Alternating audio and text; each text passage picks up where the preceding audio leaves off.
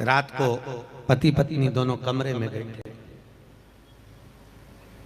पति पत्नी के लिए थाली लगाकर भोजन लेकर आया,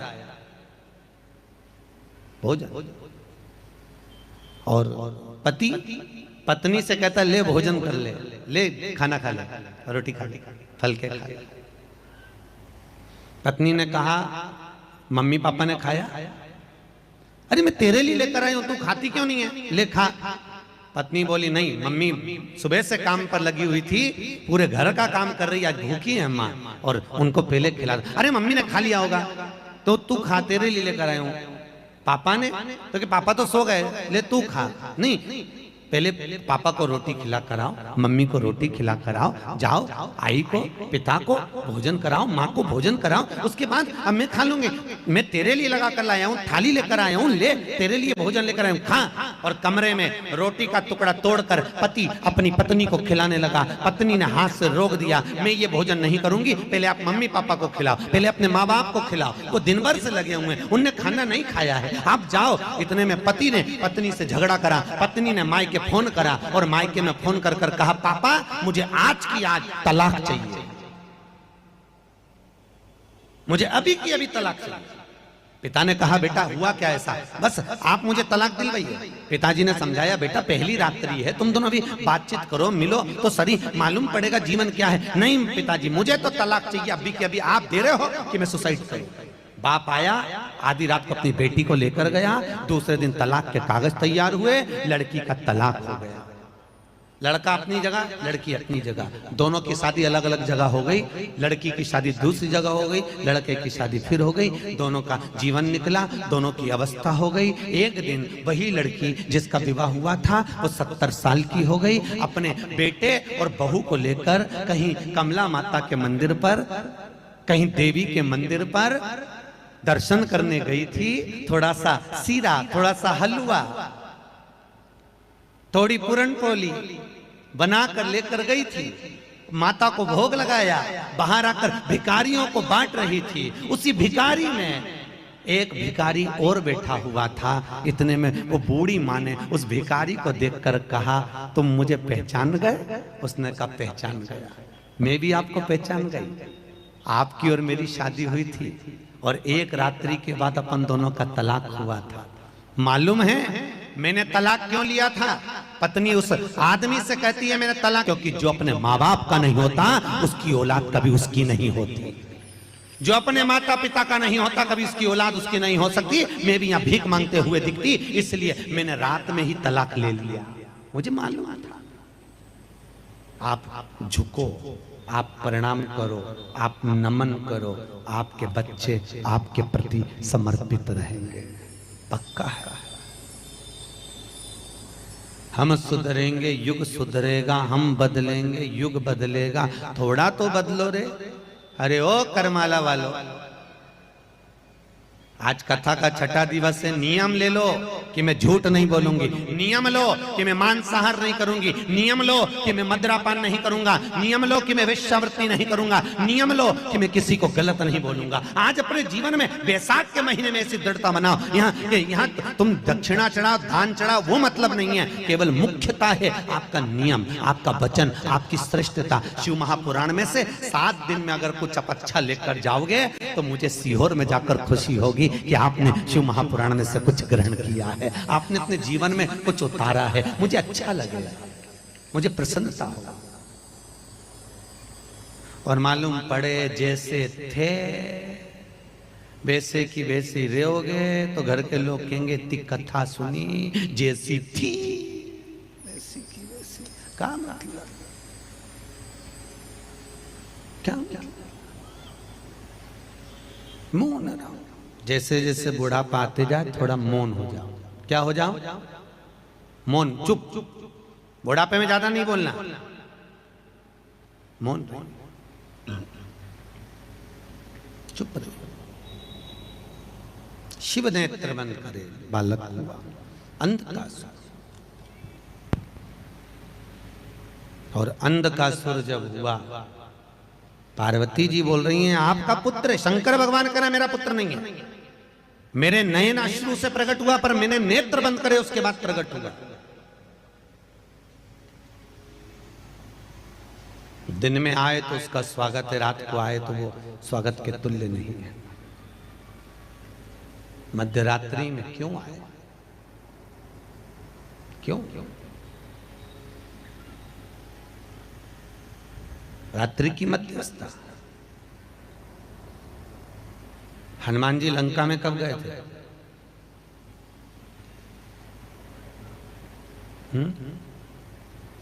हनुमान जी लंका में दिन में गए थे कि रात में गए थे? जब लंका में प्रवेश कर रहे थे, आप लोगों ने रामायण सुनी है ना? हमको तो बोल रहे थे श्रेणी जी कि यहाँ पर रामायण हुई है। जल्दी जल्दी बोलो, यहाँ रामायण हुई है तो बताओ जल्दी से। हनुमान जी लंका में कब गए थे? दिन में कि रात में? दिन में नहीं, रात में। तो एक बात ये बताओ, संत, साधु, गुरु, देवतुल्य, ये किसी के घर अगर जाते हैं तो दिन में जाते हैं कि रात में?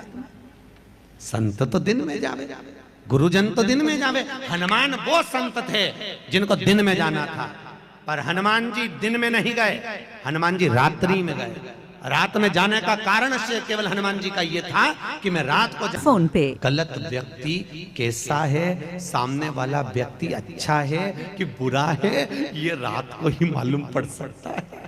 तुम भी जब यहाँ से रात को जाओगी ना रोड पे से, तो दो चार तो किनारे पे पड़े पड़े मिल जाएंगे, मालूम पड़ता अच्छा है कि ये रात को। दिन में नहीं मालूम, दिन में तो इतना बढ़िया टीकी बिंदी सब लगा के बढ़िया चकाचक, पर रात के मालूम पड़े कि ये क्या है। हनुमान जी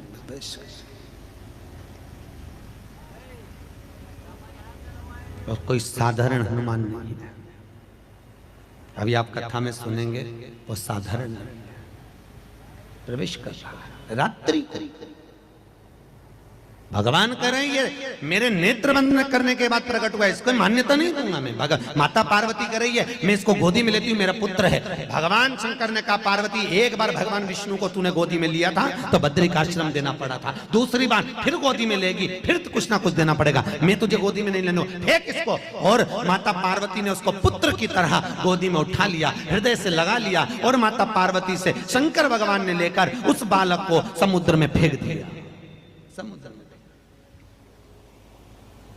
समुद्र में बालक गया, उसको हिरण्याक्ष ने उठा लिया, हिरण्याक्ष ने पाल पोस कर बड़ा करा, बालक बड़ा हुआ, हिरण्याक्ष के प्राण छूट गए, वराह भगवान ने उसके प्राणों को हर लिया। और जब बालक बड़ा हुआ उसने तप करा, तप कर कर ब्रह्मा जी से वर प्राप्त करा। ब्रह्मदेव मुझे वर दीजिए। ब्रह्मा जी ने कहा मांग तुझे क्या चाहिए? ब्रह्मा जी मुझे वर दीजिए जिस दिन मैं अपनी माँ को गलत दृष्टि से देख लूं उस दिन मेरे प्राण छूट जाए, उस दिन मैं मरूं। जिस दिन मैं अपनी माता को गलत दृष्टि से देखूं, मां को अगर गलत दृष्टि से देखूं तो उस दिन मेरे प्राण छूट। अब हिरण्याक्ष ने इसको बताया था कि तेरी कोई मां नहीं है, तेरा कोई पिता नहीं है, तेरा कोई भाई नहीं है, तू तो आज जन्मा है, समुद्र में बहकर आ गया था, मैंने तुझे बड़ा करा, ना तो कोई तेरा पिता ना तेरी कोई माँ। तो ये बड़ा खुश हो गया कि मेरी कोई माँ ही नहीं है जन्म देने वाली, तो मैं मरूंगा ही नहीं, मैं ताजा अमर हो गया। इसलिए इसने वर मांगा तो मांगा ये कि जिस दिन मैं अपनी माता को गलत दृष्टि से देखूं उस दिन मैं मरूं, उस दिन मेरे प्राण छूटे। अब तो इसने उपद्रव मचा दिया, पूरी पृथ्वी पर जब उपद्रव मचाया, और बाद में इसने कहा, अंधकासुर बोला दूतों से, दूतों जाओ मेरे लिए कोई सुंदर कन्या को देख कर लाओ जिससे मैं विवाह करूं। इतने में एक दूत बोला जो सुंदर कन्या थी उसको तो शंकर जी ले गए, हिमालय राज की बेटी।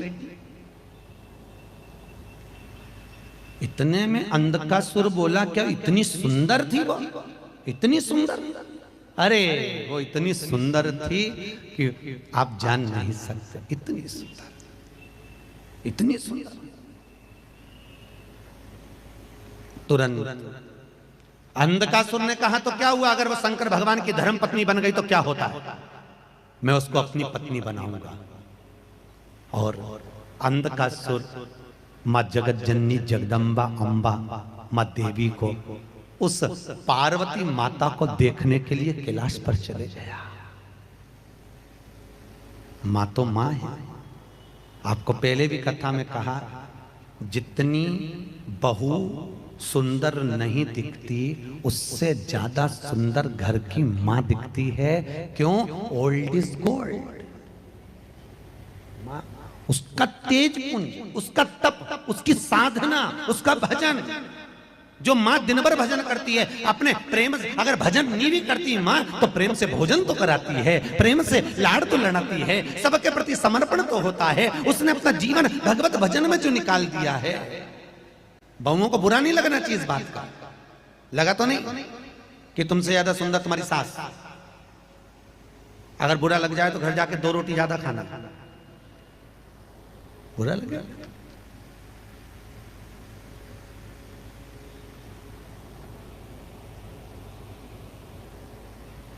लगे वो एक बच्चे ने अपने पिताजी से कहा, पापा पापा। हाँ बोल। मेरे मन में एक समस्या है। क्या समस्या? मेरे मन में एक, तुम्हें अपने पिताजी की बात नहीं मानी तो भी पूजा गया। बच्चे ने पापा से प्रश्न किया। सत्ययुग में प्रहलाद ने अपने पिताजी की बात नहीं मानी तो भी पूजा गया, और त्रेता में राम जी ने अपने पिता की बात मानी तो भी पूजा गया। प्रश्न केवल इतना सा अड़ा हुआ है, पापा, कि मैं तुम्हारी बात मानूं कि नहीं मानूं।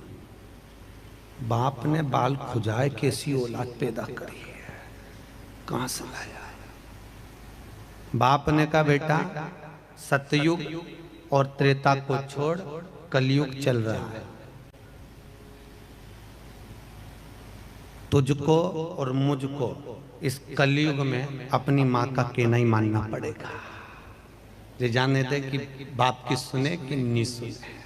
वो छोड़,